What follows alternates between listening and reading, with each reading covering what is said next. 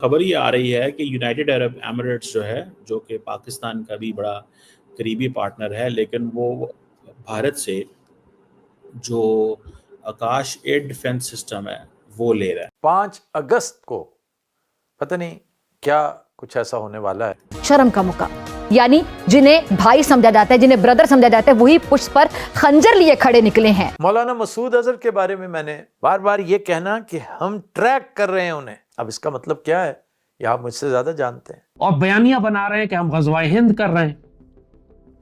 मंजूर खिंजीर और जहन्नुम के कुत्तों दोनों के पीछे आपको भारतीय इंटेलिजेंस मिलती है। और इंडिया क्योंकि अब मार्केट कर सुनने में आ रहा है कोई $600 मिलियन की डील है। तो मेरी मर्जी, ये मेरी मर्जी है, ये मेरे देश की मर्जी है। Very simple.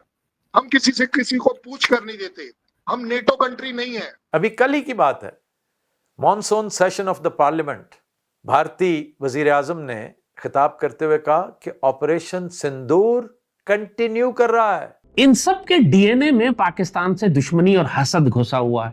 तो ये भी माना जाता है कि इजराइल के जो नंबर 1 दुश्मन है वो सिर्फ और सिर्फ ईरान नहीं है, सो कॉल्ड मुस्लिम ब्लॉक भी है। खैर, बात हो रही थी अमित शाह और नरेंद्र मोदी की रिटायरमेंट की। वो जाने से पहले को बहुत बड़ी स्टेटमेंट देना चाहता है, अकल के अंधों समझने। नमस्कार दोस्तों, देश की आवाज़ चैनल में आपका स्वागत है।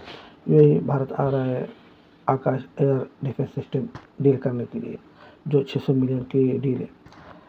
यह सुन के पाकिस्तान के पिछवाड़े में आग लग गई है, क्योंकि यही हमारा बुजुर्ग ये कह के बहुत थकते नहीं थे, लेकिन अब वही बुजुर्ग भारत से आकाश एयर सिस्टम डिफेंस खरीद रहे हैं। ये देख के पाकिस्तान की मिर्ची लग गई है। आइए देखते हैं आगे क्या होता है। चैनल को लाइक, शेयर और सब्सक्राइब कीजिए और आने वाले वीडियो के लिए नोटिफिकेशन बटन दबाना मत भूलिए। जय हिंद, जय भारत, वंदे मातरम। स्वागत है दोस्तों, देश की आवाज़ चैनल में आपका स्वागत है।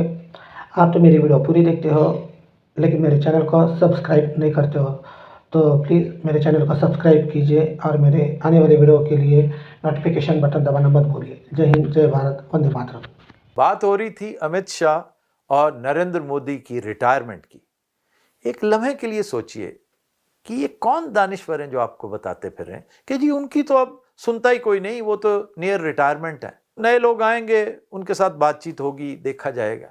ये जिन 2 शख्सियात का मैंने तज़किरा किया ना, ये महज शख्सियात नहीं है, चैप्टर्स हैं, चैप्टर्स।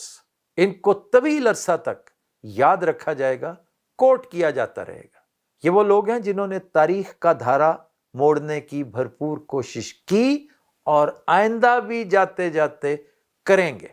ये कैसे मुमकिन है कि एक शख्स जिसने बचपन से ख्वाब देखा हो बहुत कुछ कर गुजरने का, रौंद डालने का, तबाह करने का, जैसे मैं अभी कह रहा था, तारीखी नौयत के इंतकाम लेने का, लेकिन हम बड़े इत्मीनान से इस पर बैठे सूटे लगा रहे हैं कि नहीं कोई प्रॉब्लम ही कोई नहीं, वो तो रिटायर हो रहा है। वो जाने से पहले को बहुत बड़ी स्टेटमेंट देना चाहता है। अकल के अंधों समझने की कोशिश करो।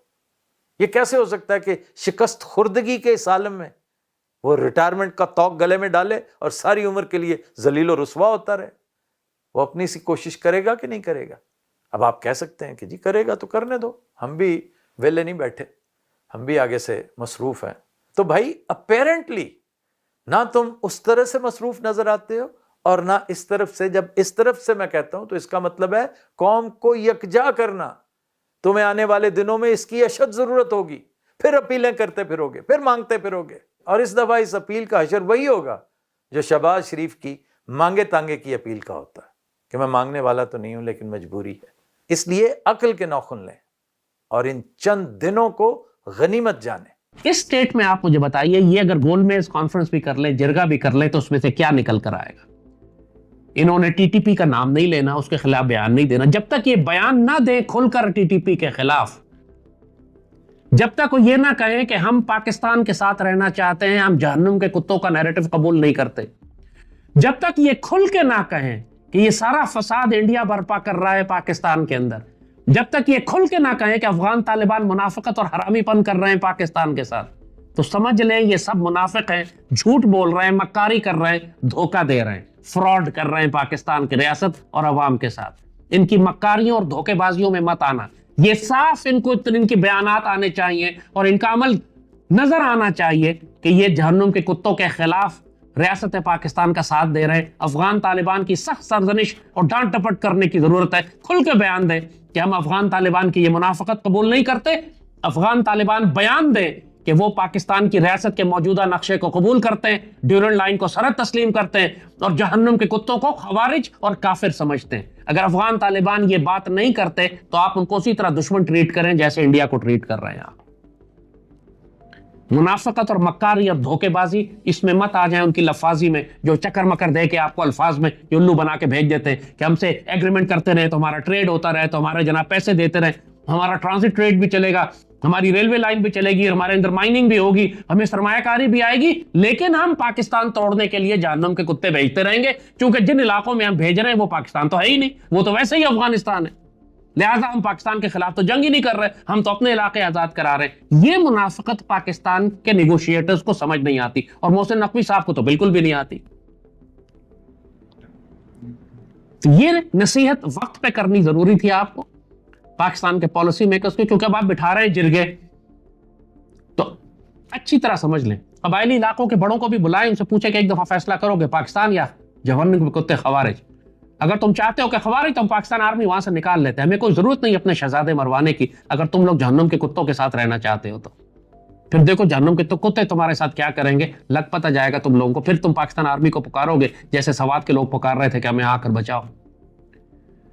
सबसे ज्यादा बदतरीन जालिम बदकार नस्ल है ये जहन्नुम के कुत्ते। ये घुसेंगे तुम्हारी बेटियां उठा के ले जाएंगे, तुम इनकार करोगे तुम्हें कत्ल कर देंगे। दोस्तों, इस वक्त खबर ये आ रही है कि यूनाइटेड अरब एमिरेट्स जो है, जो कि पाकिस्तान का भी बड़ा करीबी पार्टनर है, लेकिन वो भारत से जो आकाश एयर डिफेंस सिस्टम है वो ले रहा है। ये एक that's an important and big thing. और इंडिया क्योंकि अब मार्केट कर सुनने में आ रहा है कोई ये $600 मिलियन की डील है, दैट डिफरेंट इसके वो खबरें हैं इसके बारे में। और ये जो आकाश एयर डिफेंस मिसाइल सिस्टम है, ये आकाश प्राइम एक इसका वेरिएंट है जो कि अपग्रेड किया गया है, और ये medium range surface to air missile system है जो कि इंडिया के डिपार्टमेंट ऑफ जो रिसर्च एंड डेवलपमेंट ऑर्गेनाइजेशन जिसे DRDO बोलते हैं उसने किया है। और कोई लंबी रेंज नहीं है इसकी, 30 किलोमीटर है इसकी सीलिंग वो जिसे कहते हैं ना, और 60 kg का ये वॉरहेड लेके जा सकता है, और मल्टीपल टारगेट्स को कहते हैं ये साइमल्टेनियसली इंगेज कर सकता है। मोबाइल है फुली, और इट्स ऑन व्हील्स। अब ये जो आकाश प्राइम इन्होंने बनाया जिसका अपग्रेड वर्जन था, ये कहा जा रहा है कि ये ज़ीरो टेम्परेचर से 4,500 मीटर की बुलंदी तक भी एल्टीट्यूड पे भी जा सकता है। और ये एक इम्प्रूव्ड जो है ना वर्जन है, और ख़ास तौर पे इसकी इन्होंने इंडियन आर्मी एयर फोर्स जो है वो इसके ऊपर काफ़ी इन्होंने काम किया है, और उन्होंने इसको लद्दाख रीजन के अंदर भी इस्तेमाल किया है। सर, आप पहले तो ये बताइए कि आखिर आप लोग जो हैं वो UAE को मिसाइल्स क्यों दे रहे हैं?